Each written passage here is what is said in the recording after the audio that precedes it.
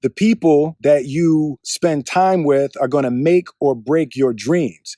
Everybody don't deserve to be around you. You got to defend your light with your life.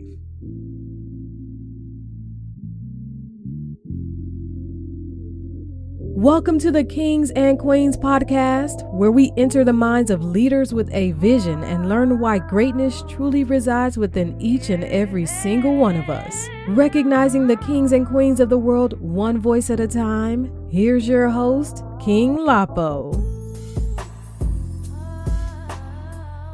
What is up, Kings and Queens family? This is your host, King Lapo, in the building. I hope you all are living well and having a wonderful, blessed day. In this episode, we have a young mogul, a creative, and legend in the making who's utilizing his talent and craft in order to create a unique brand for himself, which bridges the gap between engineering and design. So stay tuned throughout this podcast to find out the true meaning behind that statement. So with that being said, I'd like to welcome the man, the myth, the legend, Ebichi Nduka. How y'all doing? What's good, my guy? How you doing? I'm doing blessed on this Sunday. Hey, my guy, you're on the Kings and Queens podcast now. I know. It's been a minute. I've been waiting for this. But hey, that's what's up. We're here now.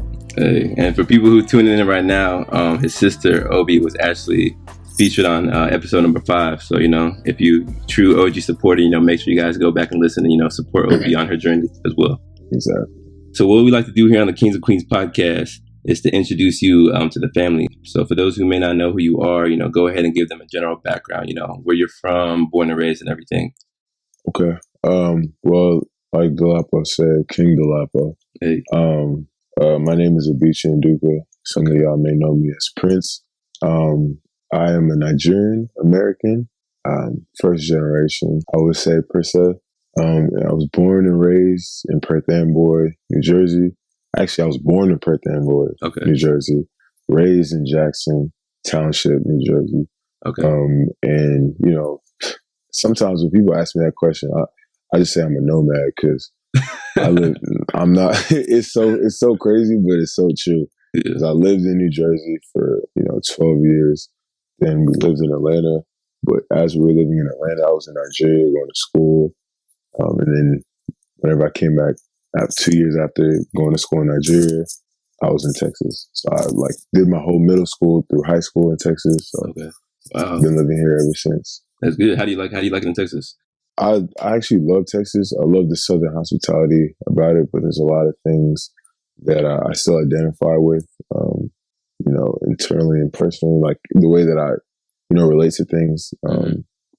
I still relate it to, being from the East and everything, but I love the state of Texas. Okay.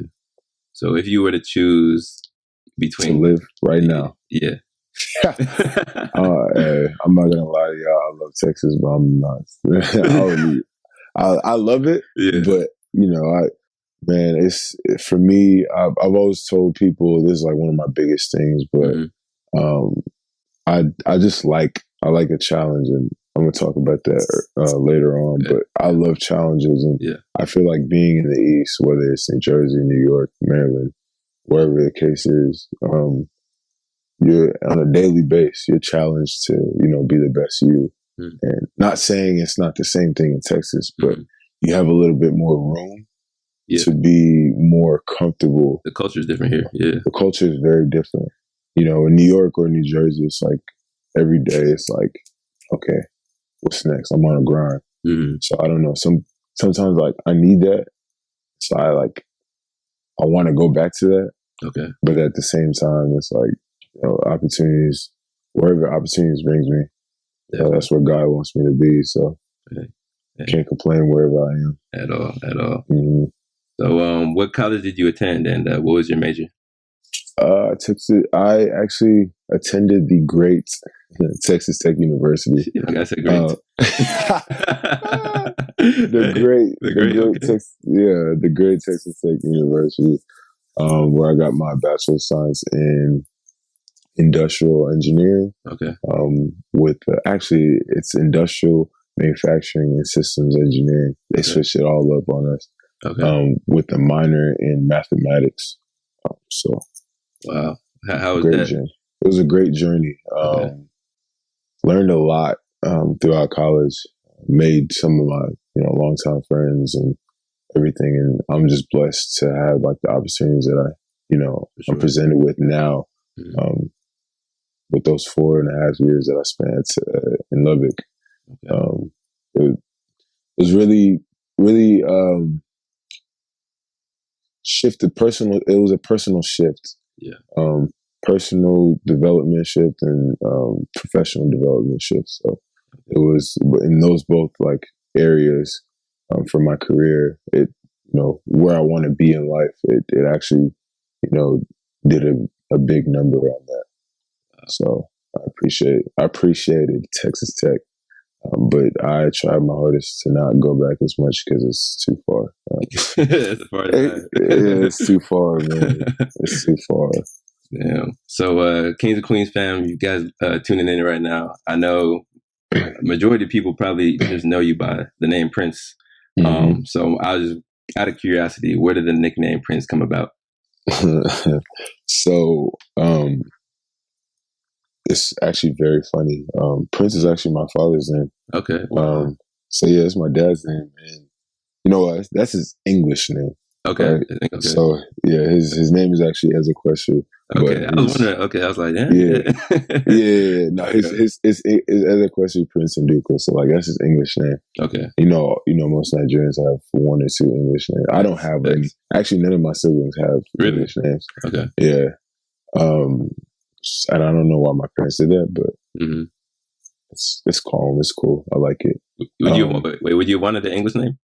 I don't know. Okay. I mean, it's really. I mean, for me growing up, it was really hard for me to like, tell people how to pronounce my name. Oh yeah, I already know. Because like, it was really hard. Like, growing up, like, especially whenever being African was not popular, like. It was irritating, but now it's like, oh, I know how to say your name. Tell me your name. And if I tell somebody my name is Prxnce, they'll say, no, what's your actual name? Yeah. And because they're always up for a challenge to like actually try to say it, and then they end up saying it wrong, but it's all good. But the name, like I said, it originated from my dad. And from a young age, like, I never really knew what my name meant. So I would always ask my parents, like, why did y'all name me this? Like, what does it mean? And crazy story about like my actual name, Ebichi. It's my grandfather's name. He was a king in his village, and that was my dad's dad. He was a king in his village, and his title was the Ebichi, or the Ebichi. So that means like the Ebichi means like someone who's fit to be a king. And so like because I break down things and then I'll be like, oh, let me try to make it more complex, but it's really simple. So I was just like, all right,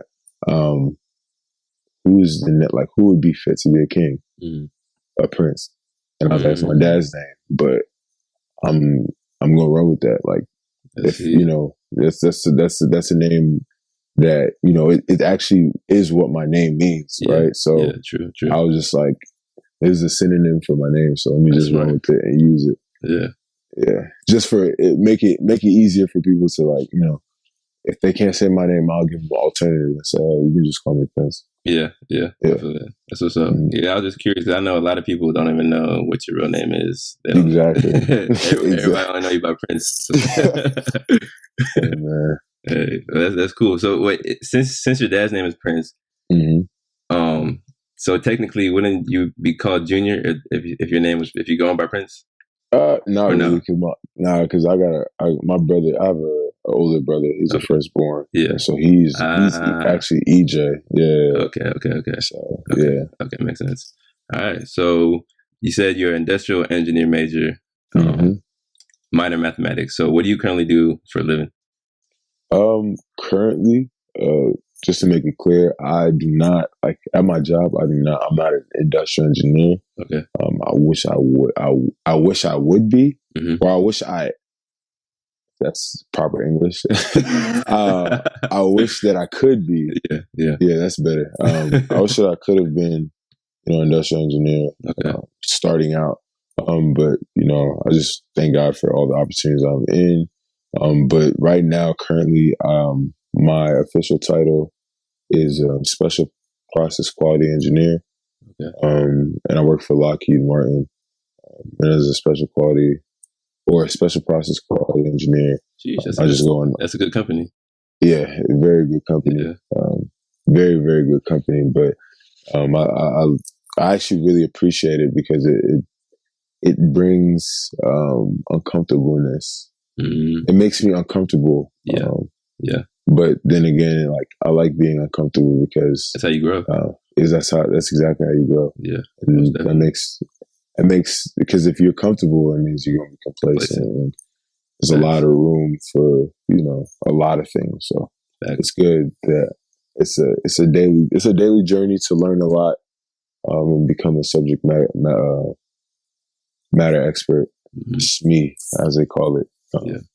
So that's cool, man. That's cool. Mm-hmm. So what we're gonna do now on the Kings and Queens podcast, we're gonna pretty much, start from the beginning, like how you were able to get to where you are now.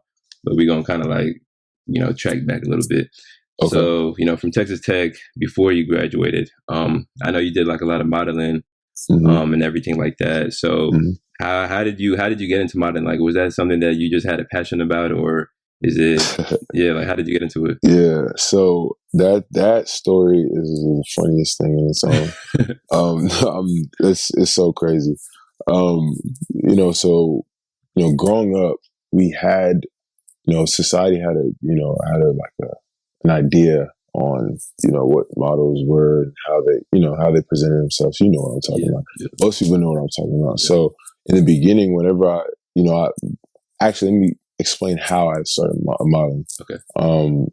In high school, I remember, I think it was like 11th or 12th grade, I was in class and I just got a haircut. I was looking fresh, all that. Yeah. And I was glowing up. I was getting my feature. Yeah, I was getting my correct features in. Yeah. Facial hair was. I had a full beard in high school, by the way. But that's crazy. Yeah, but I had to cut it down to a goatee every day because our school was weird. They don't allow beards in high school. Nah, that's weird. Nah, it was I got suspended off that too. But because I didn't. Yeah, because I told them they were trying to make me use the razor braids, and it would irritate my skin. It was a whole yeah. But they didn't listen to me, so I got it, whatever. But my mom, it's crazy because my mom was even mad. She was just like, I feel for you. It was crazy. It was real crazy. Yeah. So one day I got to school and, I don't know what I was doing, but back in high school, I used to I didn't like being, setting attention, but I like talking a lot. I talk a lot. If people know me, if I'm in a room, you're going to know if I'm in that room. I'm going to be talking and people going to see that I'm talking. Yeah. So I was just talking in class and my teachers were just I had good relationships with all my teachers. And so this one girl, her name is Nisi. Shout out to Nisi because forever, I remember whenever she told me this and I was like, I will never forget this moment. But she was one of the first people to say, she was like, Ebichi, you should actually try being a model. Wow. And I looked at her, I was like, no. Because I had that same mindset of models are, so I was like, nah, no. But then I also remembered, I was like, man, I would even in high school, I was, when I was a sophomore in high school, I was creating, these sweatshirts with my older sister. Her name is Didi. And what we did, we just, put Africa, we would cut out, kaftan material or Ashabi material and we'll put it on a crew neck, right? And we'll sew it on a crew neck and we'll sell it. Or she was selling it at Tech when I was in high school. Okay. Right. But I would help her out with that. And I actually did that on one of a jacket that I made. And so I was like, man, I love fashion. And so I was like, I don't know, do I have the look? And from there, I was like, I don't know if I have the look. After she told me that, I just always thought about it. Yeah. But then it didn't resonate with me. Okay. And then I didn't do it until one time my sister, Obi, she was actually doing a photo shoot with one of her friends. And I just, she asked me just to come along and just like help her with like creative direction and all that. And so I was just there. And so me being me, I was just like, nah, like I had my, cause our brand was called Afroots. So I had my Afroots tank top on, and like I thought I was the most stylish person at the time. Yeah. And so I was like, I asked the girl, I was like, can you take a few photos of me? Yeah. And she was like, what? And I was like, nah, like, I was like, let me just test this out. And so she was like, all right, cool. She was like, I was actually thinking you were going to ask me. So, wow. And so she started taking photos. Okay. And then from there, I was just like, wow, I not that I'm not going to say like I looked good on camera, but I was like, I could see myself doing this. Yeah. Like, and it wasn't bad. Cause like, I posted some of the photos, I posted some of the photos on Tumblr back when Tumblr was popular. Yeah. And it went viral on Tumblr. Wow. Yeah. That's so crazy. And then after that, it went viral on there. So I came back. This is like my senior year. So like I come back and everybody's like, yo, like, what are you doing? Why are you a model? Like just people just casually clowning me, but like it was like nothing to me. So I was like, whatever. Yeah. It's cool. And so then one of my very close friends to this day, his name is Gabriel Rivera. Okay. He lives in New York now. Okay. But he was like, me and him, like, we started, like, literally, once I graduated, well, he graduated before me, right? And so, like, once I graduated, he hit me up, and he was like, bro, I just picked up a kid, because we both played basketball together on Sexy High School's basketball team. Okay. He was like, bro, I just picked up a camera. I'm trying to, start shooting. I have these ideas, this, and this. Pull up, let's do a photo shoot, style yourself, all this stuff. Boom. So he tells me this, and I'm like, all right, I'm going to, this is going to be a start of something that I think that's going to be good for me. Me finding myself, like what I want to do. Exactly. In terms of being a creative, like all around creative. Because for me, I just want to, in life, I want to be like all time creative. Okay. Like in terms of like in every area that I'm like possible. Because it's weird. I did a lot of stuff in high school. I was an A&R for like a music group that was going on in my high school. Mm-hmm. I did modeling. I did a little bit of photography. So it was like I had a lot of stuff like going on. Jack of all trades. Yeah. Actually, master of all trades, please. Oh, master. Okay. You're a jack of all trades and master of none. So I had a little bit of mastery. Okay. You know what I'm saying? I had masteries in some of them. I'm not going to say I was a master in all, but I had some masters in some of them. Okay. But yeah, so he told me, he was like, yeah, let's go do a shoot or whatever. And so we did a shoot, and then again, I went on after the shoot was finished. Went on Tumblr. By this time, my Instagram was popping, so I posted on my Instagram and I posted on my Tumblr, and again on Tumblr it went viral. What? Yes, and this one was like it went viral on like several different accounts. Wow! It was like black fashion, black men that can like it was just a lot. So I was like, okay, this is not bad. Yeah. And so I was like, okay, this could be something that I could do, because for myself, I know myself. I know I can dress. So I always tell myself, like, I want to set an example for a lot of people that, may want to go into modeling, that are scared and, may not like feel like, they have the look or whatever, just to take the leap of faith. Cause like, you never know, like, who likes your aesthetic, like in your face, or like your, there's a lot of things that go into modeling. Like, you don't have to be the most attractive person to be a model. That is true. Like, that is very true. It's a very like, it's the way you carry yourself. Yeah. Like if you have a certain like swagger to you, man, so that's whenever that my friend Nisi told me that, I was like, what does she see in me that I don't see in myself at the time?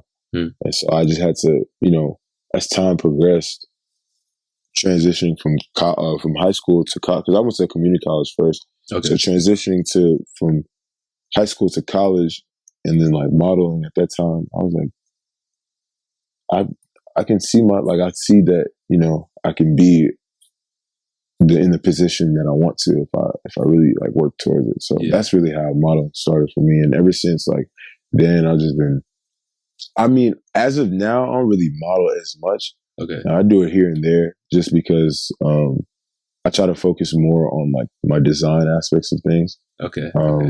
But definitely I love being behind the camera sometimes. But that's just it's a natural thing for me. So all right, so talking about natural things, when you first you know, were taking pictures for, you know, you wanted to become a model at this time. Even I'm just say props to you for even like going outside your comfort zone and even doing it, because like you said, like a lot of people weren't even really doing it like that. And you said in school people were like kind of giving you, you know, sly jokes about it, but you still went with it. But like how did you behind the camera, how did you know like how to, in terms of poses? Because I know you can have the feature, have the look and everything, but I feel like posing and you know, it goes back to what you said about, you know, having a certain swag about yourself. Is that something that you just had naturally with it? Like you didn't really have to try, or like the photographer helped you? Yeah, that's it. Yeah, that's the thing. So me and my friend Gabe, like we would study a lot of like poses, and like we would be on Tumblr or like wherever it is for hours, just looking at like, you know, different like aesthetics that we liked. And then we would put a mood board together, and he'd be like, okay, like try to, you know, if you can, you know, do something like this or something similar. You don't have to do exactly like this, but try to do something. So from there, just doing like, it's like sports, like watching film. Okay. Trying to master your own craft. Mastering your craft in terms of like even just looking in the mirror sometimes, like trying to get different poses down. And just sometimes just being yourself, bro. It's really crazy.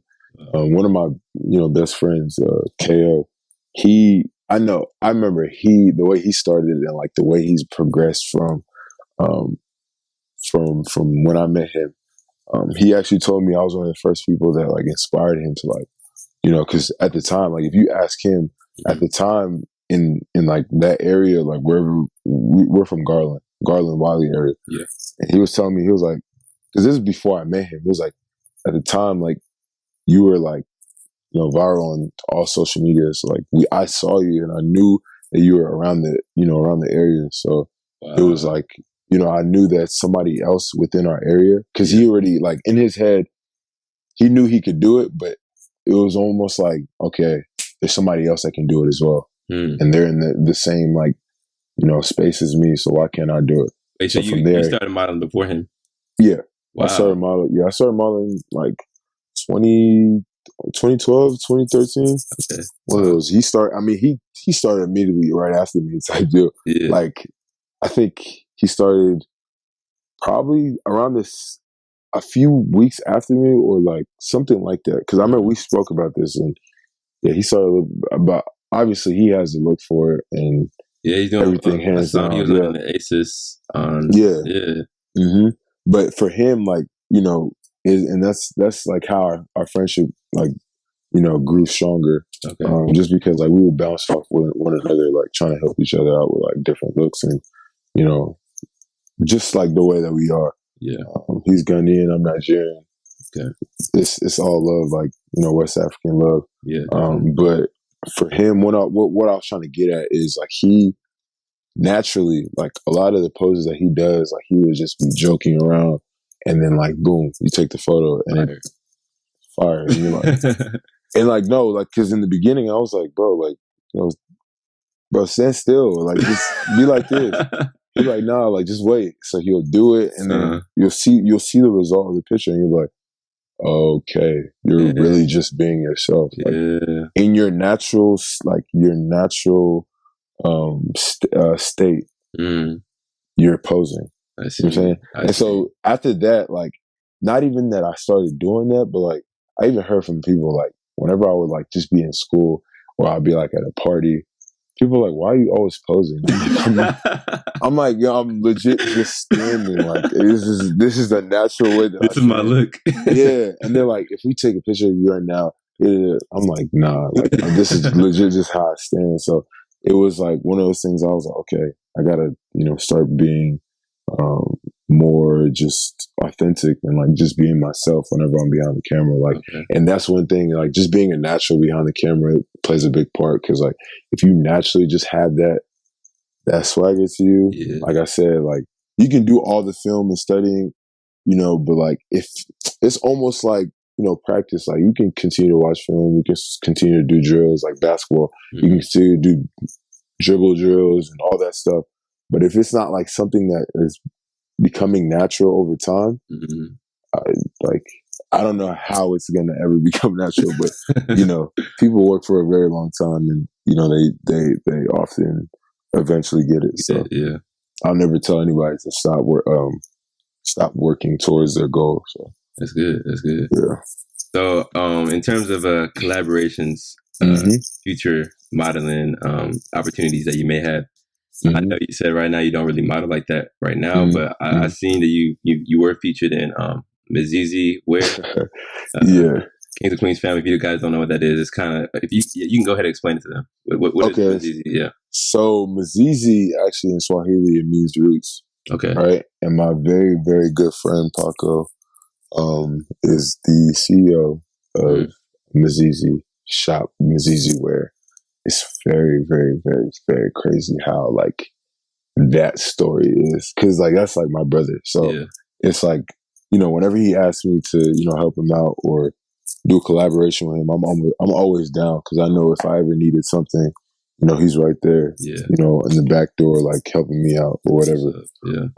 And so it's crazy, like that brand is basically for African diaspora, and it's really just they have a lot of jerseys that are representations of different countries of the African diaspora. So it's like you have Nigeria, Ghana, you have Kenya, you have Ethiopia, you even have Puerto Rico, because if you know your history, you know that these people, Puerto Ricans, most Puerto Ricans came from Africa.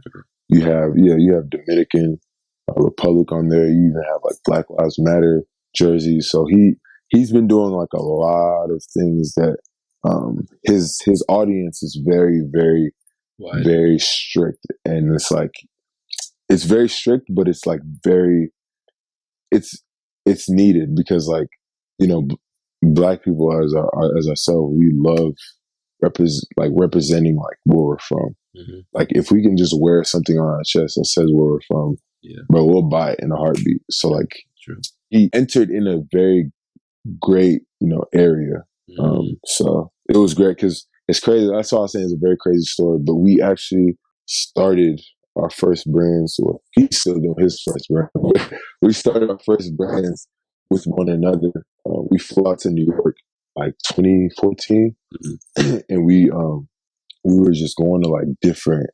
We would like go to different stores, different like fabric stores, and look at fabrics and try to like figure out, like map out, like, okay, if we do this, this is how I'm gonna do it. This is how he's gonna do it. So we're just like helping each other out in terms of like, you should do this or you should do that.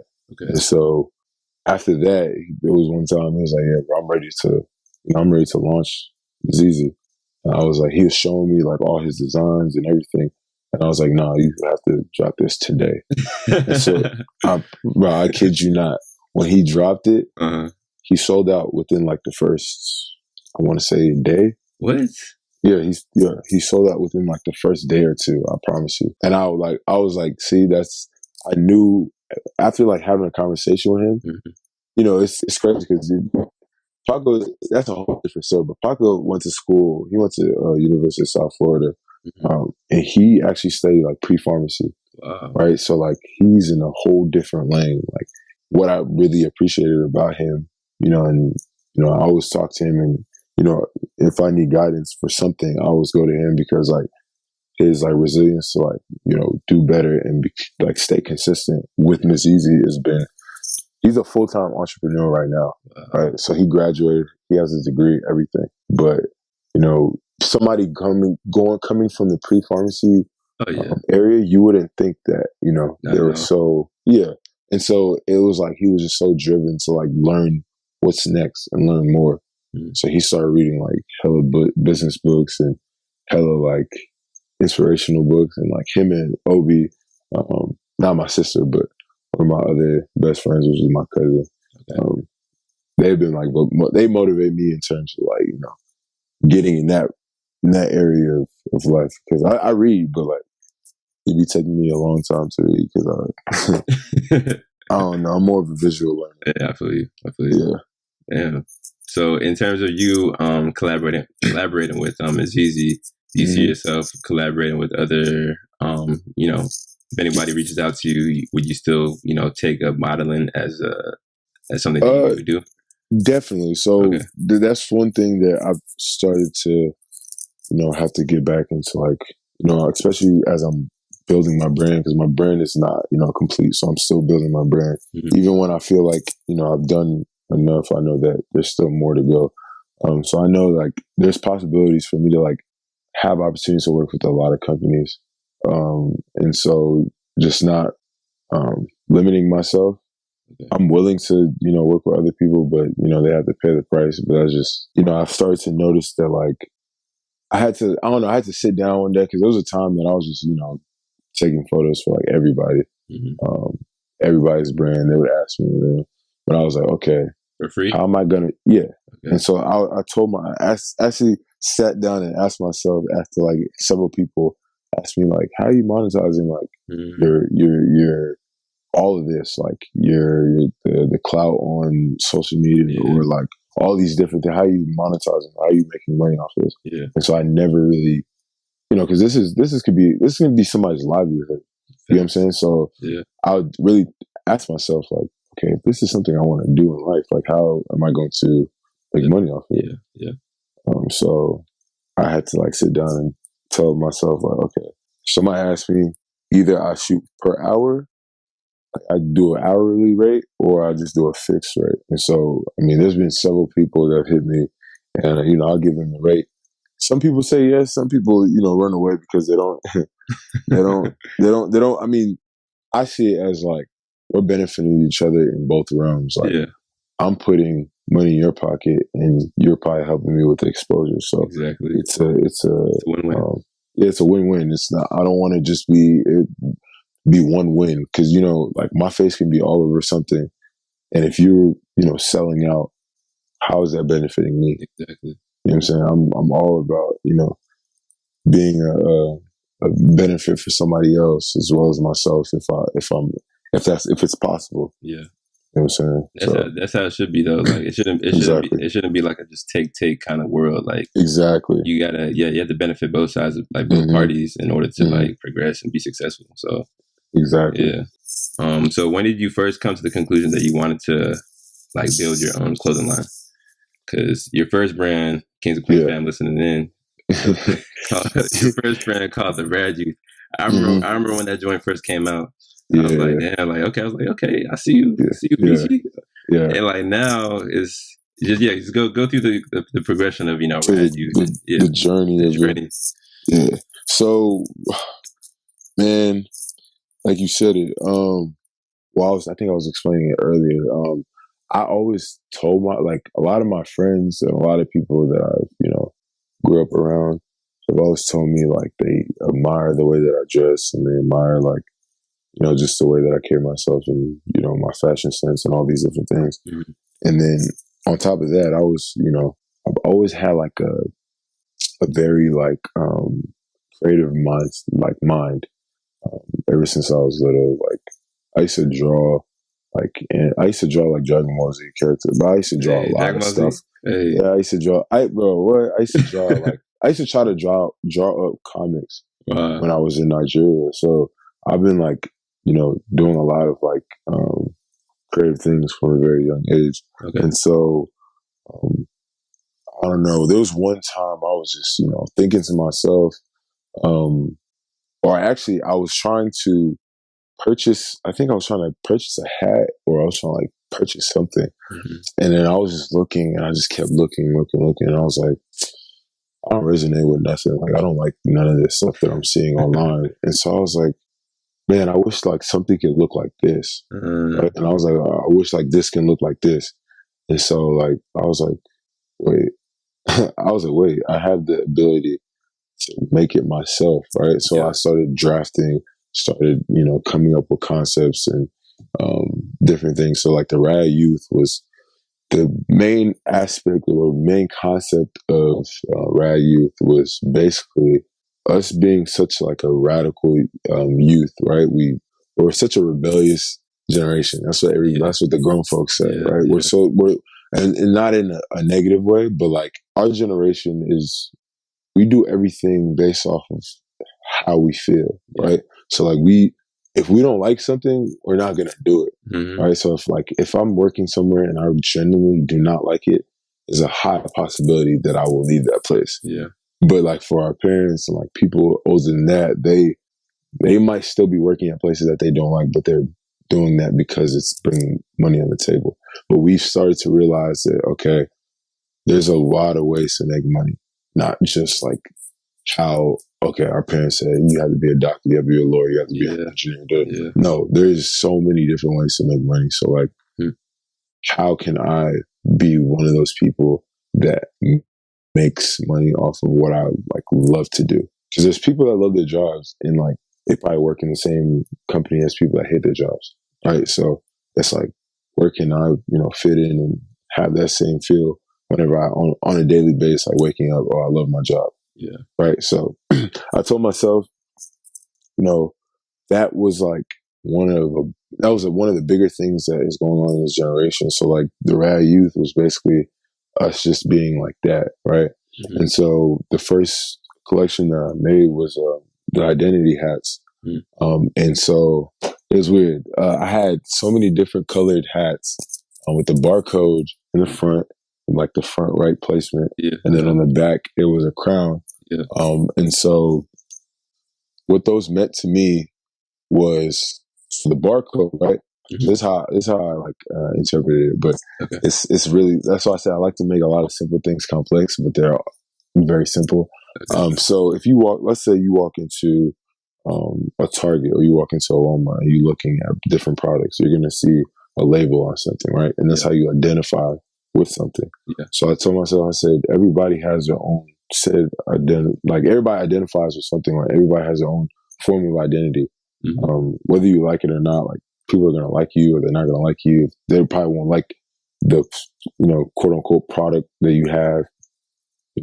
All these things like tie within like food products. And, some people might not buy things because they don't like, the company or something like that. You know what I'm saying? I don't know how I'm explaining it, but like, it was more of, okay, whenever you wear this, that's your identity.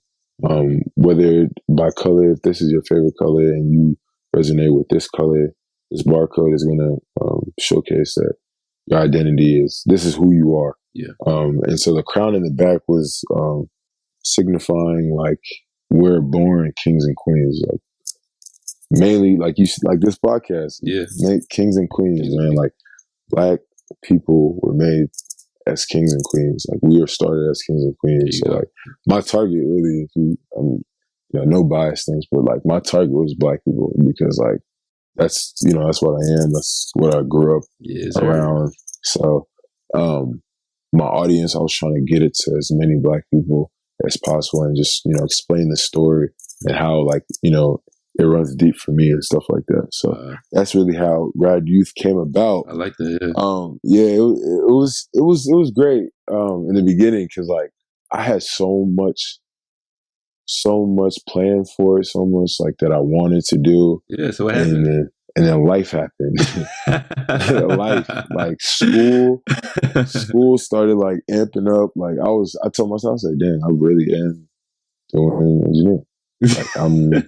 Like I had this to do, this is real. And like this is and like this is not in cahoots with engineering. Like these two don't go together. So like every time I got off of school, like and I would try to like tap in like creatively for this, it's like, bro, I don't have any like some of the things that I was like I just lost, all my not creative juice, but I had like a very tough like block, a creative block.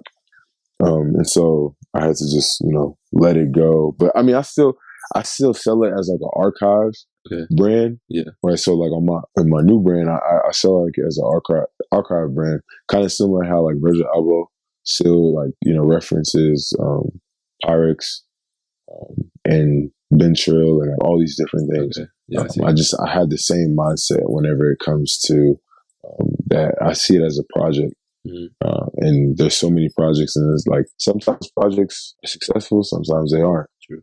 But you always have to keep going because you never know, like, where that can take you or how it can affect somebody else that can help you. Definitely.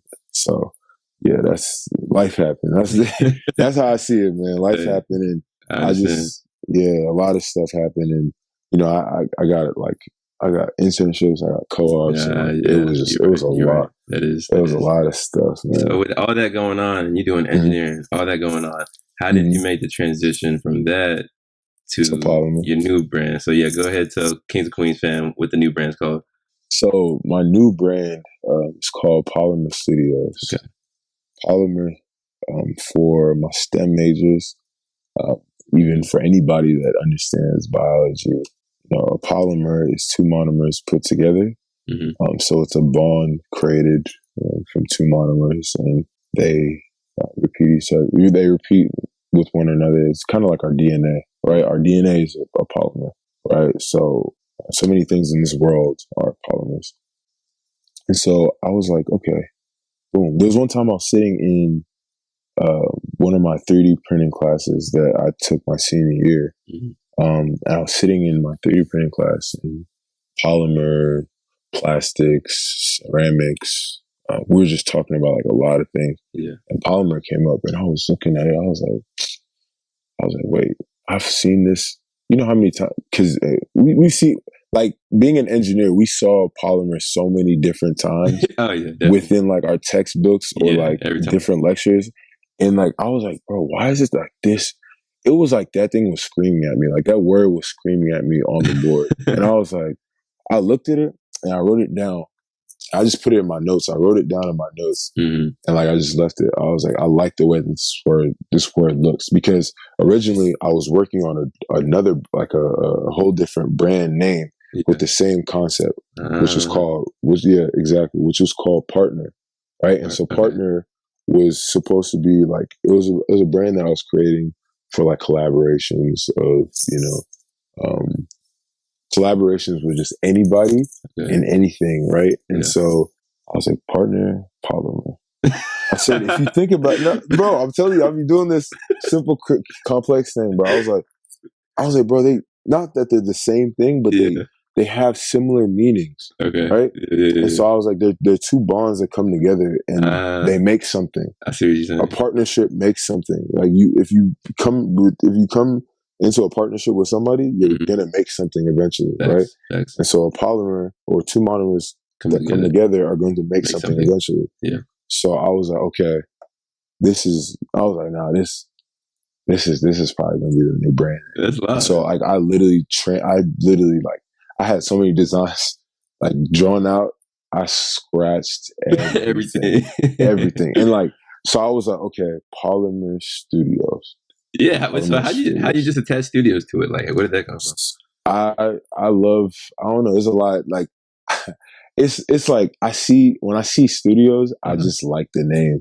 I love I don't know. I love, cause I think within what my ending goal with like a lot of things in life is just being able to be as versatile as possible.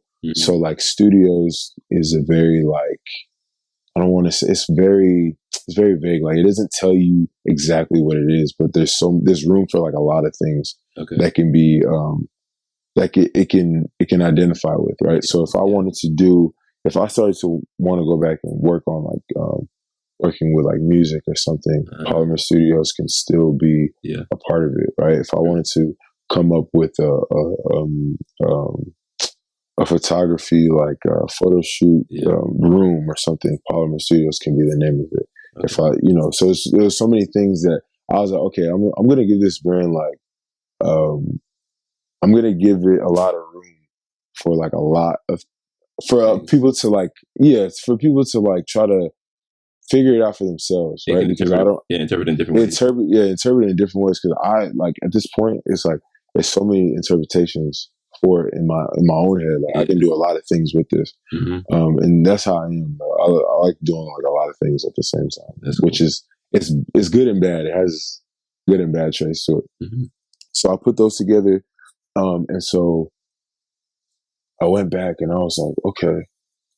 I would always have like conversations with Obi. Like, shout out to Obi for real. Yeah, my not my sister, but my shout out to Obi one time. My sister too, exactly. Sorry, Obi. Both shout out to you too, both of you. Yeah. So basically, like, I would always have like conversations about like different things that we're doing, because we also had another brand called Corner Store, and we had a lot of like stuff that we were doing with that, and then we like each individual had their own set brands, right? So I would always talk to him and get advice from him on like the next things to do. And so he was like, bro, there's one conversation I think I had with him. He was like, what would be really cool if you could like find a way to link what you're doing. He said, because there's no reason, he's always told me this. He was like, there's no reason why you went to school for engineering if like if you can't find ways to like showcase that in your art, right? Like, there's no reason, like, most people, if they don't like something, it's not gonna be something they're gonna showcase, so they're not gonna talk about it a lot. Like, I actually went, like, a lot of my other friends, switched out of engineering, right? And so he was like, you stuck with it. You're one person I know that stuck with, you said I had this plan, and like, you stuck with it, right? So I was like, okay, you're right. And so I was just trying to find ways to like balance out my creativity and my engineering, skills. And so like the goals that I have for the brand is so much. Like, I want to come to a point where I'm able to like, build like pendants and like build pieces that are like, torn up, brought back together, and like, bringing just different engineering concepts and like making them cool. You know what I'm saying? Like, making it aesthetically pleasing. Because I mean, people know engineering, but like, there's a lot of different things that I see in engineering that's like, okay, if I present this to the world, like, shoot, it'll make a lot of things more simpler than a lot of people think. Because a lot of people, whenever they hear engineering, they think Albert Einstein. They think like, you know what I'm saying? But there's a lot of simplicity in engineering as well. So with my brand, I'm trying to find ways to like make engineering simple, and have people understand that. Again, like, I don't know, there's a lot of things in my life that I just, I try to motivate others to like, if they want to go through a route of doing this and then also doing this, I'll be a big advocate for it, because as long as you set your mind to something, I feel like you're going to be able to like, get that done, whatever it is. So that was kind of like the ideas that I had for Polymer Studio. I'm working towards them. I've just finished with my second collection not too long ago. I think like 2 months ago. I finished my second collection, which was a gray area. If I start talking about that, we'll be talking for like 3 hours. No, we gonna get on that though. Because I was actually gonna bring up the statement, which relates back to the intro. Kings and Queens fam, Polymer Studios, right? You have a statement that says bridging the gap between engineering and design. Exactly. And you also have gray area. So my question was, like, what is the gray area? Like, so, go ahead and like, how would you explain it in terms of you linking that into Polymer Studios and the gray area? How does that, So the gray area, so a lot of things, like I've said it like earlier on in the podcast, I like to do a lot of things that are like genuine. I like to do things that like resonate with me, like that I've seen in life, or like how life is going. Like, a lot of my art is like, not emotional, but like, it's a lot of things that are within me that, I'm just like putting out on paper, or I'm like putting out on the computer or whatever, right? And so how I use a gray area to showcase like a collection in Polymer Studios it was just a transition of like me coming from college into like the real world, right? Okay. And so just being in the area, in the space of like not really knowing what was next for not just Polymer Studios, relationships, like everything, just trying to figure out life, you know what I'm saying? Yeah. And so trying to get answers, but just knowing that it's not, you know, it's not bad to be in that, especially at this age. So the gray area for me was just really just figuring out, okay, if I don't understand this right now, I'm gonna work towards understanding it. And because we live in a society that like everything is black and white. Like it's either you're straight on doing this or you're not doing this. Sometimes there's gray areas, but like most of the time, like our society is black and white. Sometimes people do not see within the lines. So just finding that median in life, with like my career, with Polymer Studios, it was just a lot, man. Like it's a lot to explain, but like I said, like it's one of the things that like it was something I was feeling for a very, very long time. Like I was almost feeling like, oh my gosh, this is about to happen again. Like I'm about to get a creative block because, you know, because I don't know what's about to go on. Like I'm gonna have all this free time. Am I really gonna, you know, spend my time doing this, and this? And so I just had to sit down and, you know, pray to God and think about like what's the next step for me. And so just with being in that gray area of things, like trying to make decisions and trying to make them fast.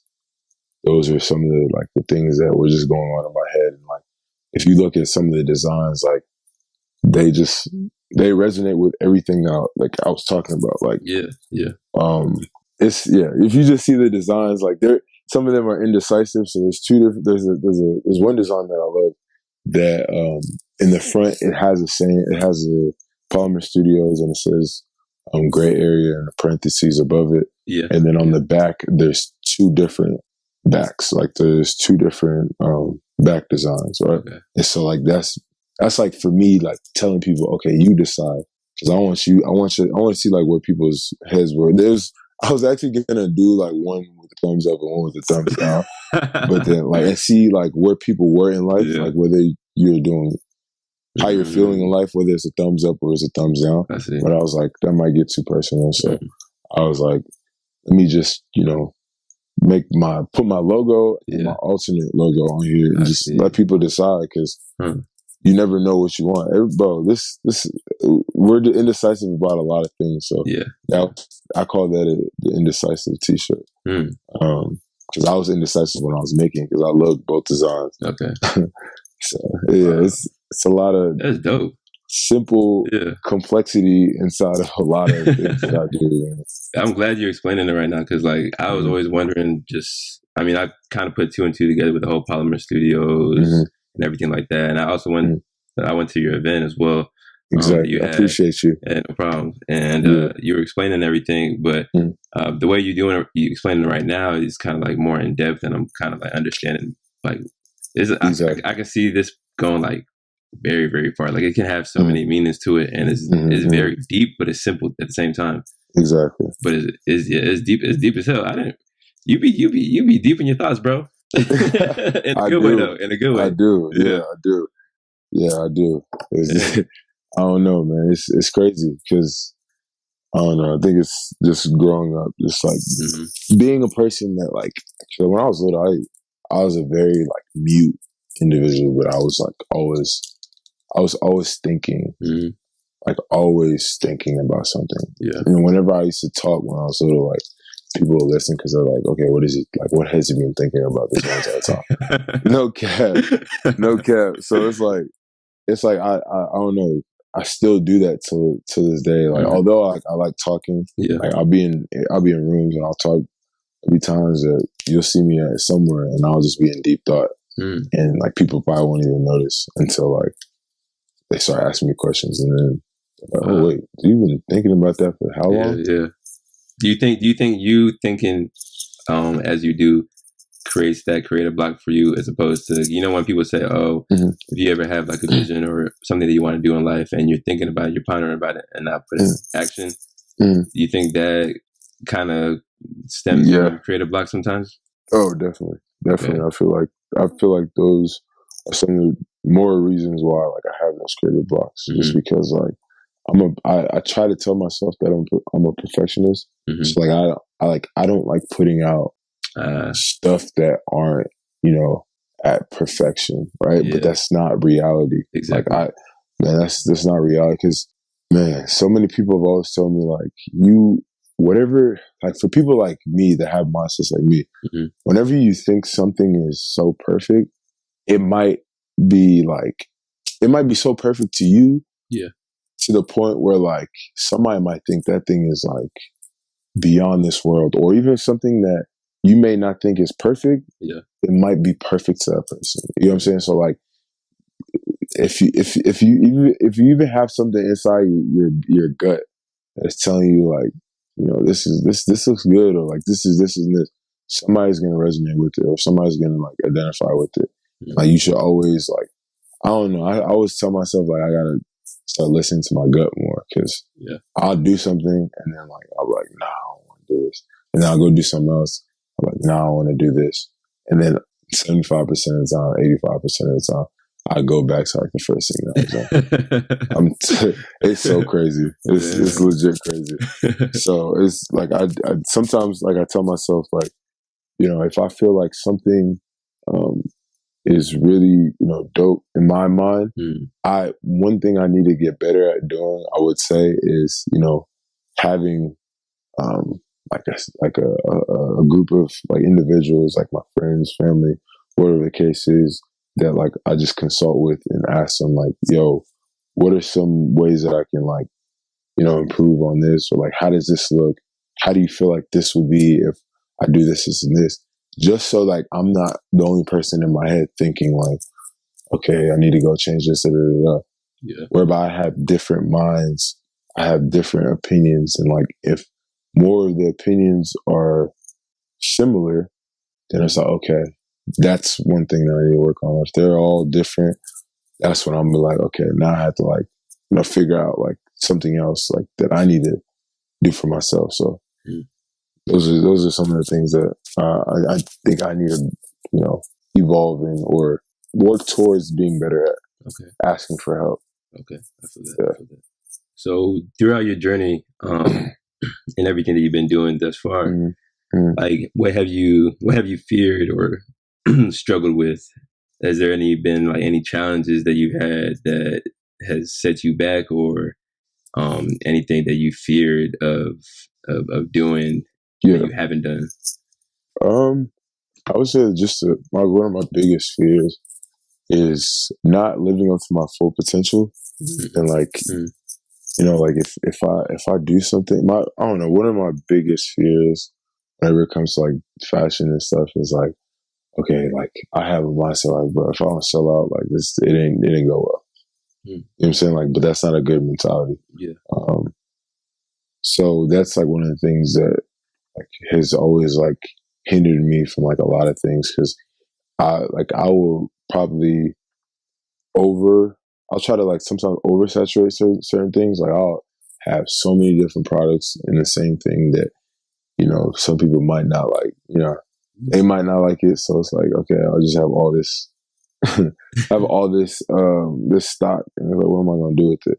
So like, I don't know. That's like one thing that, you know, sometimes slows me down from like, a lot of things that I do, just cause like, I'm like, dang, I could do better. There's a lot of room for improvement. So it's not like something that like stops me, but it definitely like reminds me that like, nah, you gotta go deeper. I gotta go deeper, and I gotta be more consistent. I see. And consistency is like one thing that I've always had but it's one thing that I've had like a problem with sometimes, because I'm consistent. Yeah, I feel like that's a problem for a lot of everybody. people. Yeah, man. Because like being consistent is like every time, all the time is the same way. Like your products are the same way all the time. And just knowing that people like your name or whatever you're doing is like being replayed in people's minds. Like consistency, like for my the other business that I have with my friend's corner store, one of the biggest things that we've always told one another is how we're going to stay consistent is giving people an experience one time, right? So if we give somebody an experience in one event, that's going to bring them back to the next one, because they're going to be in their mind, they're going to be thinking, oh my God, like when's the next one? You know what I'm saying? Like, when's the next corner store? And people will be coming up to us asking us, like, what's the next corner store? Like, where are y'all going to do it next? Because we've done it in 2 different continents. Yeah. So it's, those are some of the key things that, like, I feel like that I struggle with, being consistent and just being fearful of, like, you know, not reaching my full potential whenever it comes to being a creative. I mean, I'd say that in terms of the consistency thing, that like, you know, everyone struggles with that, but I feel like you really can't fail as long as you don't stop. Yeah, exactly. You know what I mean? Because like even like where you are right now, I mean, you're pretty in a good place right now in terms of your brand, your following. You can really use that the momentum that you have right now and just keep going. And in terms of consistency, like you said, it doesn't really have to be like it's like doing the same thing every day. Yeah. And just that percentage of you doing the same thing every day is gonna add up to, you know, something great. Exactly. I don't know if you heard about Gary Vaynerchuk before. Yes, sir. Yeah, Gary V. Yeah, Gary V. Shout out to Gary V. One time. He always says, like, for like creators, that like for us to be consistent in our brands, we should be posting like 50 to 100 forms of content. You know what I'm saying? A day. And he said we should be doing that because we're number one, you're putting yourself in a position where you're forcing yourself to be outside of your comfort zone, where you're only posting, you know, once or twice or 5 times, whatever it is. And you're really pushing that boundary, and you're kind of making yourself more creative in a way by posting a lot more, and you're not limiting yourself too, you know what I mean? So I thought that was kind of a cool thing that he said, that kind of ties in with the whole consistency stuff that we're talking about right now. I believe that wholeheartedly. So Polymer Studios, you have any plans like for any more events in the future, or? Oh, definitely. Yeah, okay. Definitely. I actually had an idea that I want to do. I want to definitely do more pop-ups. So I'm able to like interact with my supporters and the people that like, you know, help it grow. Okay. Like there's people out here that I know that. There's one of my homeboys, Charles Knight, and he literally wears Polymer Studios like everywhere, right? And so it's like I see it all the time. I'm like, bro, like I really, really, really appreciate that, because you don't have to do that. You know what I'm saying? Like you're my friend, but like at the same time, it's like you don't have to do that. And the fact that he does it is like, okay, I need one thing I know that is really, really important to me is being a brand owner, or just being like a person out there that, you know, I have people that, you know, understand my story and like have been around my story. Yeah, exactly. You know what I'm saying? They've grown with me. So like whenever I get to like the bigger stage, it's like, oh, they're not unfamiliar. Like they know that like I come from a place with like good intentions. Like like a lot of the things that I value are very authentic. So just having, you know, more events where I'm able to like interact with like people that are supporting me. Yeah, you should definitely do more events, man. Because like by you doing that, like you're building your legacy, and you know, definitely. It's just even though it's just a brand, but like your brand is really people are following you not just because of the clothes, just because the clothes look good. Like if Kings and Queens, like once y'all see his page and everything at the end of this podcast, we'll shout that out. But the design of it is really cool. But people following you because of you. You know what I mean? Exactly. So, yeah, that's a fact. That's a fact. But do you have any, like, what can I say? How would you say you like manage your time with you trying to do all of this, like doing engineering and doing Polymer Studios now? Because like now you're done with school, like it's still a lot though, obviously, because you're working.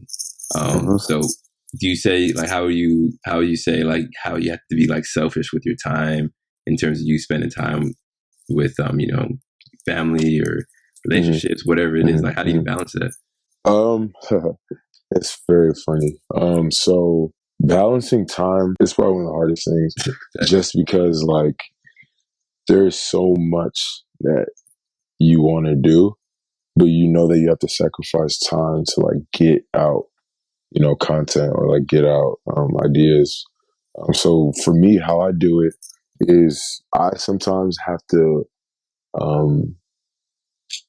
isolate myself sometimes, because the way that I process things, or like the way that like I have to do things, like I don't know, sometimes I have to do it alone and like be in my own head, because like whenever I do that, it's like that's whenever I feel like I get out my best content.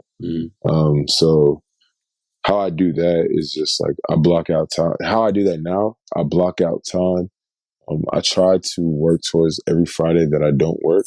I try to, for that weekend, that I'm either doing something creative towards my brand, which I mean Polymer Studios, or I'm doing something creative towards my brand, as in Prxnce, like me being me. You know what I'm saying? So that involves like, going to networking events, going to different things, so that I'm building this form of repertoire that's going to help me get in like different rooms that I need to get into. And so like those are some of the things that I challenge myself with. And so, I mean, they affect a lot of things, like relationships, family, all that, because there's so much time that like, people want to spend with you. Right. But then at the end of the day, I always tell myself like, there's so much time that people want to spend with you, but right now, as selfish as it sounds, I'm so sorry. It's like this time right now in our lives are the most important times. Like our 20s are the most important times to figure out yourself and figure out what are the things that trigger you, what are the things that motivate you, like just everything. So like just having like those alone times, whether it's you being creative or it's just you being like alone with yourself, those are very, very important. And like you have to sacrifice time for yourself, because that's the only way that you're going to stay sane. I'm telling you. So it's like, I try to make it known, like, try to make it known to my girlfriend, like, this weekend, I can't go to, I can't go out to the movies. I can't do this. We cannot, chill or whatever. Because I'm working towards this, or I'm going to meet with this person, or I'm going to go and sit down, or I'm going to go do this photo shoot, or I'm about to go to this screen printing place, or I'm about to go to this lab so I can work on this. And, there's times that I have to like, put my foot down on my head. Like I have to do this because like I know where I need to be, and I'm not even anywhere close to that. So like me working towards that goal is going to take a lot of, and I've told people in my life, whether all the way from my mom to my girlfriends to my best friends, my friends, like there's going to be a lot of times where like I'm going to be by myself doing a lot of things by myself, because like I need to get out. I need to get out these creative. That's why I say I isolate myself in a lot of things. I need to get out these creative juices, like from my mind, whatever, by myself. Like somebody being around me is going to be like, okay, either it's weird if that person's not saying like people don't like benefit me or motivate me to like do creative things, but like if they're not around me with the intentions of we're doing a collaboration on like a design, or we're doing a collaboration on this and this, and I'm in that realm of like doing my creative whatever, I don't need that person around around me. I feel you. I feel like where you are right now, you have like a good circle of people around you. Like I know you have to specialize your time, and you utilize your time in a good way. But like the people that you have around you also helps for you, your success, right? Exactly. And I feel like that's very important as entrepreneurs, creatives. If you're working corporate America, like you need people around you that's gonna like support you and push you to that next level. So do you feel like your family and everyone they've been very supportive through your journey? Oh, most definitely, most definitely. More, I feel like they're actually more more supportive than I can like ever ask. Type deal. Wow. Like like I'm talking about like the friends and like the family that I have that like supports me. It's ridiculous. Like they even like, you know, challenge me to do better, or like they challenge me to do more because they can see so much within me, and they see the potential that I have that I may not see for myself. Yeah. So I have people in my ear like that. They're like on a constant, like daily base. Like all my friends, like all the people that I actually like, you know, talk to on a daily base. There's like, they're always, it's whenever we talk, it's either something that has to do with Polymer Studios, it has to do with life, or it has to do with my career, or it has to do with like just where we want to be in life. Like, what's the next steps? Like, how are we working towards being the best version of ourselves? Like at this, not even at this age, but like, how are we going to work towards being the best version of ourselves? Yeah. Because every day you should be working towards being the best version of yourself. So we just, you know, we try to tap in with one another and just like figure out like, hey, so like, what are you doing today? How was your day? What was something that, you know, that you did that, you know, is helping you get closer to your goal? And so like those type of conversations are very key.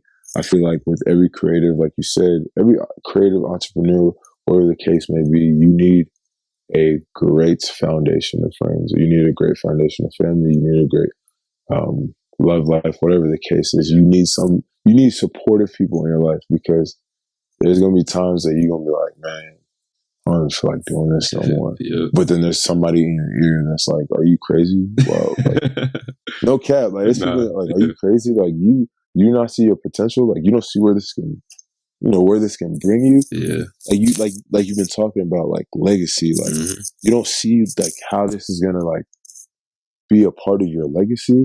That's one thing that I'm really, like, you know, big on nowadays. Like, oh man, like I'm trying to have generational wealth. Well, that's you know what I'm saying? Facts. You speaking facts, my guy. So like my kids gonna feel everything I'm doing right now. And so, you know, like I was saying earlier, like I'm first generation, you're first generation, Nigerian American. So like what I mean by that is like our parents. Man, that's why I say, like, I love my parents to death, because, like, I feel like right now I'm probably doing a lot of things that they wish that they could have done. But them knowing that they came to America on their own ones, like, you know what I'm saying? They didn't have to come here. Yeah. They came here on their own ones to give us a better life that they didn't have. You know what I'm saying? So us living in that light of, like, you know, being so happy of like what we love to do, I feel like it puts a smile on my parents' face. Like every time I talk to my mom, because my mom actually growing up, she was a model, like in Nigeria. Wow. So yeah, and then my dad, like he calls himself like GQ, like he's always been. No, I'm not. Bro, my dad is like probably one of he used to be, but he still is. But he used to be one of like the flyest people I knew. So like he, you know, it's like when they see me, like. It's crazy because whenever I show my parents like certain things that I'm doing, or like how like I'm getting feedback from people, they're like, you know, in the beginning they were like they didn't really understand it, but then when I started showing them like, no, this is real, like there's legit an audience for this. Like I have proof that I can show you that like there's not saying that there's money in it, but like. If this is something that I want to do, I need y'all's full support, like what, like in full entirety. And so I've been like, every time I show my mom is like the first person that's always trying to be and support wherever she can help.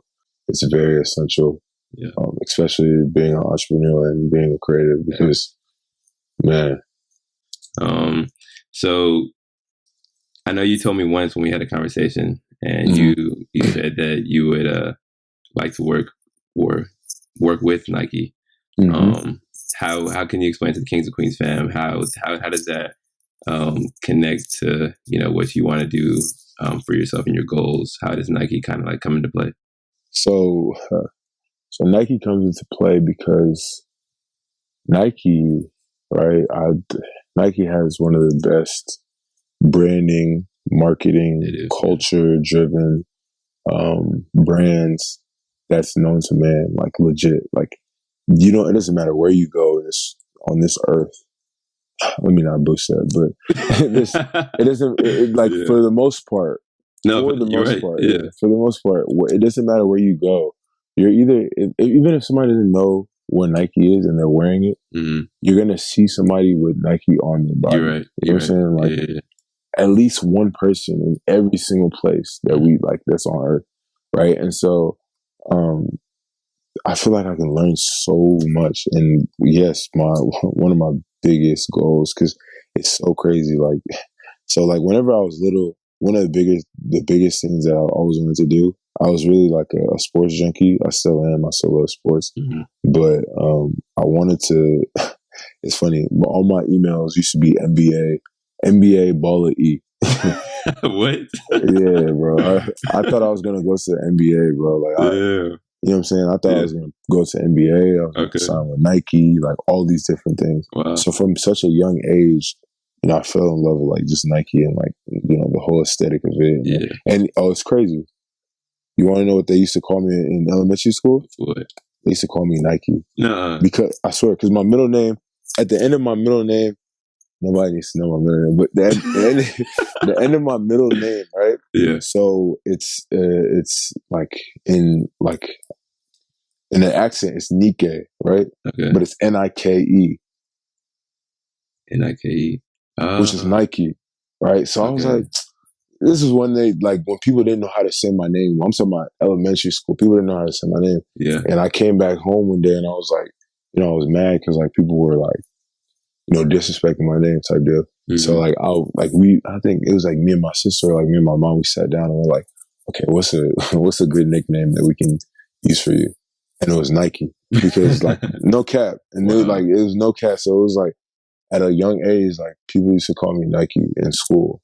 So I was like, oh my gosh, like I didn't. And the thing is, I remember that, but like it didn't start like making sense until like recently, bro. I was like, wait, hold on. Yeah. There's a reason why like every time I see Nike I get excited or like I want to like work there or like this and but even and it's crazy because I really don't want to limit myself. So my goal is to, if it's not Nike, let it be Adidas, let it be Puma, let it be Reebok, let it be whatever the case is. Let it be somebody that has done it. You know what I'm saying? That goes back into like finding a mentor. Yeah. This is like in the same sense of finding a mentor, finding somebody that's done it better, and just learning everything possible, learning as much as I can because I don't know that much. Like I know as much as I know. You know what I'm saying? But that's not enough to, be on the scale or the stage that I want to be on. There's a lot more learning that I need to do. There's a lot more of things that I need to learn and get better at. And I feel like being in like those, because I want to work. One of my goals that I set for myself in high school is I told myself that I wanted to be a senior product design manager at Nike. That was one thing that I wrote. Like, if you look back on like all my stuff, that they're like, what are your goals in the next 10 years? Yeah. And I was always on like Nike, working for Nike. So now I have like, I have people that I know that actually work for Nike, and they're like, oh man, like you could excel in this company. Wow. And it's very funny because a lot of people that are like the role models that I look up to, like, that I don't know, obviously, like Virgil Abloh, Heron Preston, Kanye West, like all these people, they started their careers off through Nike, right? And so like they started their careers off through Nike, did a little bit of, one or two projects with Nike, and boom, they took off because they learned as much as they could. And they said, man, like, I appreciate the culture, I appreciate all that, but there's one thing that's lacking within Nike. That's crazy. And it's being black, bro. Like the CEO is not black. It's so crazy because like man, and like I said, I just the love that I have for Black culture is crazy because it's so needed in the community, in the society, because like if you really think about it, more and more people, like just the way that they move naturally, right, nowadays, are more towards our culture. Facts. Like they move towards our culture. And like right now in my job, like they know that like company and culture, those two things have to come together, and they have to find ways to accommodate for what's going on in culture right now, because if not, there's not going to have a lot of employees, right? Yeah. And so like even whenever they like asking us to do certain things, like getting hit with this, I'm like, bro, this just sound like, I'm like, this, y'all are missing something. Like, and I feel like in Nike, you're missing something, because really all it is you're taking the creative juices from like people that are of color or whatever the case is, and like you're just using it, right? And so, you know what I'm saying? So like you doing that is like, okay, boom, Nike looks like the best brand on earth, right? But it was also created by a white man, which is not bad. Like it was not bad, but it's just like, you know, that's why that's why, like I said, all the people that I mentioned that like are my role models are, you know, Black individuals. Virgil Abloh is Ghanaian, right? He's Ghanaian. I followed throughout his story just because, like, bro, I'm not gonna lie, it's very crazy, but I actually am following his blueprint in a way. And so, and most people that know me know how much, like, whenever I do things, it's like, you can see that, like, you know, he's influenced me in some way. Yeah. Right. And so I met him one time when I was in New York one time, and it was probably one of the coolest things ever. But he did civil engineering in his undergrad. Yes. Hey. He did exactly. He did civil engineering in his undergrad. And then he got his master's in architecture architecture. And so those two things is like now why he does collaborations with IKEA cereal boxes. Like, you know what I'm saying? It's just different. Like that's why when I see him, I'm like, bro, you're almost doing everything that I've like dreamed about. Like I'll wake up and I'll see something. I'm like, bro, that was just in my dream like last night, bro. How did you know that? So it's like, man, I'm working towards being in that area. Yeah. So I think that whatever company it is, whether it's Nike or whatever, one of these, you know, big brands will help me get to that point of like, okay, boom, this man has done the work that's needed. Now it's just staying consistent.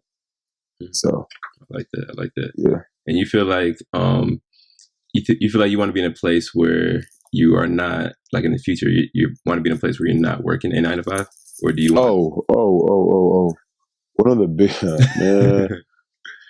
I can't lie. I really don't. I'm not gonna say I hate 9 to 5s, but I would love for this to be the case, that I'll be working in a position, or I'll be working in something that first of all, I would actually love my job. Like I'll wake up every day with a smile on my face, and also doing something that, like, whenever I invest my money into it, that money is making money on top of itself.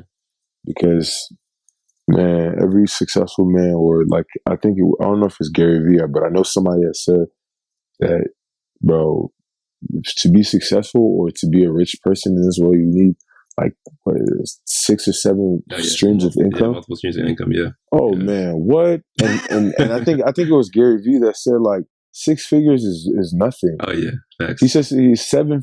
Like when you aim for money, 7 figures. Like we're not aiming for 6 figures anymore, because that's attainable. That's what's crazy though. Like in society right now, how they place a value on how much you're worth in terms of your work. Exactly. And that's why I feel like our generation is different, because like you said, we're doing that shit. We're doing it because of our feelings, right? We're not doing it because there's so many avenues to make money now. You don't have to force yourself to be in that position where you're doing something you don't like. Exactly. Like if we do something that we truly love and you're passionate about, I can't see us not being successful in it. You know, as long as you're consistent, you have God and everything. I don't see it. You know what I mean? Yeah. So like that's facts right there. Like definitely. And to back off what you were saying, I don't know what book it is, but I know I was speaking with one of my sisters. She works with Microsoft, and so she was talking to me. You know, there was one time I was just having a conversation with her because she did engineering as well. So like she's one of the people. Yeah, Didi. Yeah. So she's one of the people that like, you know, motivated me to like, you know, finish still with engineering because there was times that I was this close to switching, right? And so she was telling me, she was like, she's reading this book, and I forgot what the name of the book is, but she was saying basically in one of the chapters or something that it spoke about how like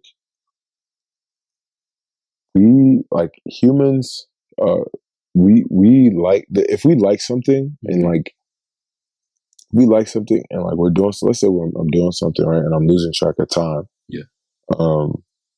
and I don't even see that time as like being lost, but I'm enjoying what I'm doing.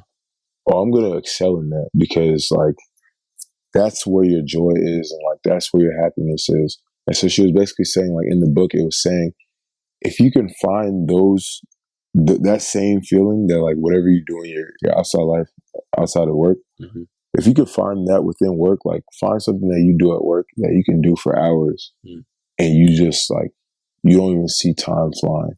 Wow. Oh, that should be the same. That should be the thing that you focus on the most because that's where you're going to be the most successful, and that's where you're going to be doing your best work in. Yeah. Because you know what I'm saying. Like it. So when she said that, I was like, "Whoa!" And that was just to bounce off what you were saying. Yeah, exactly. And just being like you can only you're only going to be successful in things that you enjoy. Yeah. It's just reality, bro. And it goes back to what you said too with the whole Nike thing, the middle name. Yeah, it's like God has a plan for everyone. You know, whether you don't see it, you see it or you don't. Like it's just it's already like set in stone. Exactly. That's why nowadays we really have to just take that jump, that leap of faith to like do what you feel like inside your heart that you're passionate about to do. Because I mean that's God's gift. I mean if you don't do it, and you're not gonna see the fruits that God really has planned, that He had planned for you. Exactly. So it's like that's why, especially with this podcast, like I love doing the podcast. Like I'm passionate about it, just because I love hearing people's stories and how they started, why they're starting, and what their future goals is. Not only because I know it's going to help somebody else, but it's helping me too because it's like it's motivating me even more to like do stuff that I want to do outside of work and everything like that. So it's reassuring. Yeah, exactly. Exactly. And you're doing a great job with this, bro. Hey, appreciate it, man. Thank you. Yes, sir. Thank you. But hey, I know we've been on this podcast for a minute. Kings and Queens fan, they've been listening to us talk for a minute. I appreciate y'all too, man. I told you, man. I be talking. I can talk, bro. I'm the same way. But let's see. Let me see. To wrap things up, I'm gonna ask you this. For anyone who's listening right now, through everything that you've said, if you could leave with one piece of advice for the Kings and Queens fan, what would it be? If I can leave with one thing with advice, right? So this is something that I heard from somebody, literally, I think it was like 2 weeks ago. And it like, I'm telling you, it resonated with me. Like I think about it, and then I was just doing something the other day, and somebody asked me, what is one of the best quotes or best word of advice that you've ever given somebody? And I'm going to give it to somebody else. And this is just like, for life. Like, it doesn't matter what it is, right? Yeah. And so it's, the aspect is becoming a subject matter expert, understanding what you want to do and then excelling in it. And then staying consistent, because if you understand what you want to do and then you excel in it and you're consistent with you wanting to excel and working towards your goal, you're going to become that said subject matter expert. And becoming a subject matter expert, bro, that's with anything. So like there's people that are subject matter experts in fashion, engineering. It doesn't matter what it is, right? Yeah. So like if you have a conversation with that person, that person's gonna know what they're talking about. Or that person, you're just gonna see it in that person. So I would definitely say it's more of like, if you have a passion for something, keep working towards it and achieve your goal, because the sky's the limit. And like you said, bro, God presents us with a lot of things that we may not understand in the moment, but like God is that one person that He's like, man, bro, I was trying to show you, like I've been trying to show you for a minute. I'm just waiting for you to, like, you know what I'm saying? Yeah. I'm waiting for you to see it, and I'm waiting for you to like actually execute it and get it done, because that's where the fruit is. That's where your fruit is, because everybody has their own different fruits that they're gonna benefit off of. Yeah. So that's where your fruit is. So just understand where you feel you're best at. Yeah. Work towards that. Become an expert at that. And man, excel in it, because like I said, there's so much in this life that you can be great at. Yeah. So those are some of the words that I'll leave with anybody. Okay. Sheesh, my guy. Ended off with a deep, meaningful. You and your deep thoughts, bro. But nah, I like that. That's very good advice. Like, appreciate that. That's very good advice, man. So yeah, Kings and Queens fam. To end things out, I'm just gonna ask you, what are the platforms the Kings and Queens family can find you on, if they want to reach out to you, they want to see what you're doing, Polymer Studios, your personal page, like what platforms can they find you on? They can definitely, so there's a lot, so they can definitely find me. And I'll put everything in the description of the podcast so they can see. Okay. So, say no more. That sounds great. So me personally, you can find me on Twitter at Prxnce, Prxnce. That is there is no dots, there's nothing, it's just Prxnce. Instagram, you can find me at that same Prxnce.jpg, so .jpg. And then Polymer Studios for Instagram and Twitter is going to be Polymer_Studios. And yeah, those are the places that you can find me, find the gang. Nice.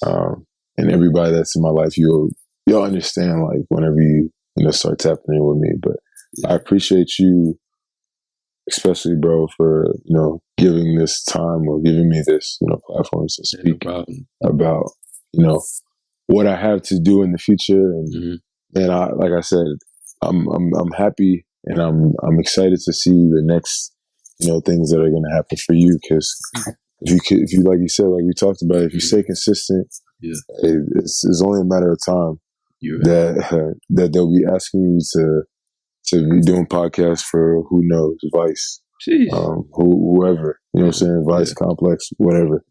So because there's so many platforms, so many lanes. So this is something good. I'll just say, just stay consistent with it. Thank you, bro. And just continue letting God work through you to tell people, to allow people to tell their stories.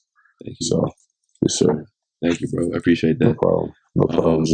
And yeah, man. And just to end things off, like we said, I wish you nothing but the best. Success along your journey.